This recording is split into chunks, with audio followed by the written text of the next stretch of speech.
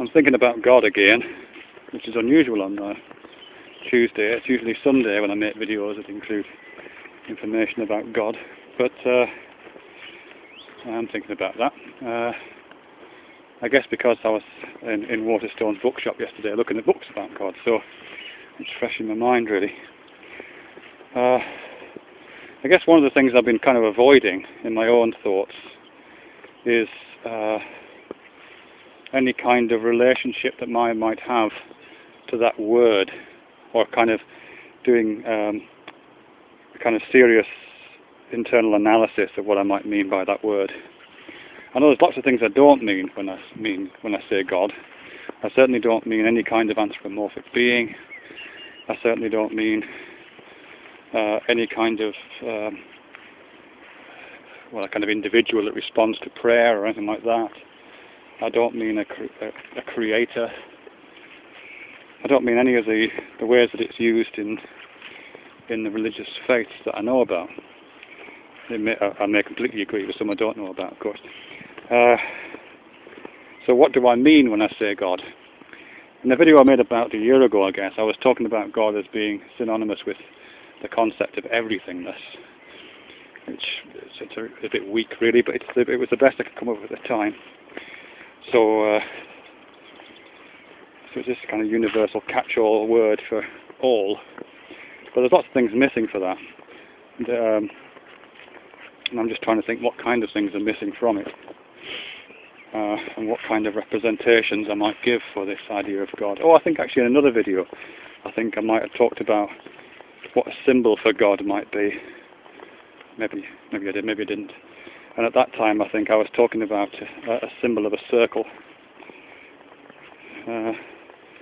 Again, I think I cited in that video some kind of origins for that in kind of Neoplatonism or something like it, or a tradition that kind of includes the Neoplatonism of Plotinus, but it would also include Parmenides, Pascal, I guess. So why am I thinking about that now? Well, I suppose I'm thinking of it in terms of why a circle is relevant in that case. And one of the things that circles represent for me, in a broad sense, and this is something I've spoken about in a completely different frame of thinking, is circles for me represent a kind of limit case. They represent extension, a kind of embodied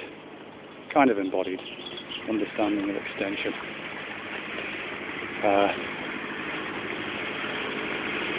Hello there. And so when I'm talking about a circle, I think what's happening kind of beneath the surface of my thinking is a series of circles are being invoked which mark limits, and most obviously being the circle of the horizon. I'm a bit occluded right now because I'm on the bank of this canal and there's got a big hawthorn bush next to me, so I can't see the horizon that way. But nevertheless, there is a circle. And also my vision is circular.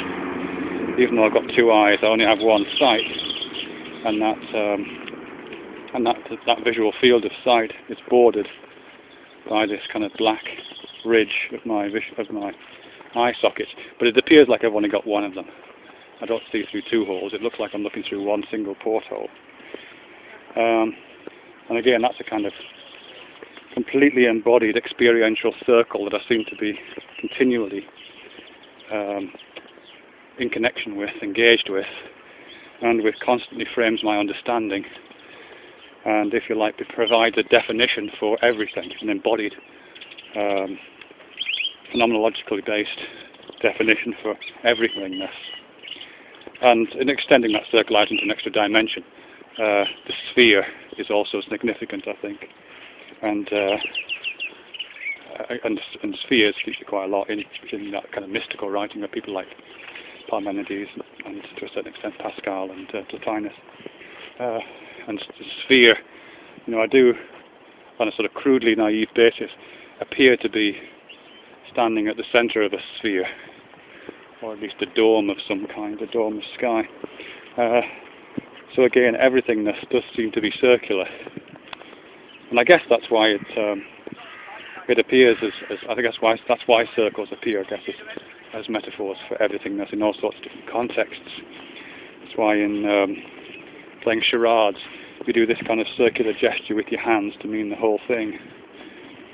And I've spoken before about spheres, so I won't go into that again. So, that a symbol for God in that sense is a circle, or a sphere, but it's a sphere which marks a limit. But it's a limit which, like the horizon, and actually like the borders of your vision, is always retreating. No matter how fast you run in the direction of the horizon, you can never take a close-up photograph of it. You're always exactly at the centre of it. And no matter where you look, even if I look out the corner of my eyes here, I can kind of see the border, but the circle of my visual awareness kind of moves around to that part. So I'm always at the centre of everything in that sense, or at least located within everything. I can never reach the borders of everythingness. And so it's a very abstract understanding of what God might be, but to an extent I think that's part at least of what my understanding of that term might refer to. It doesn't refer to anything anthropomorphic, it doesn't refer to anything intercessory, it doesn't do anything with prayer or anything like that. It doesn't really have a close relationship to creation. It has a kind of, I understand it kind of geographically.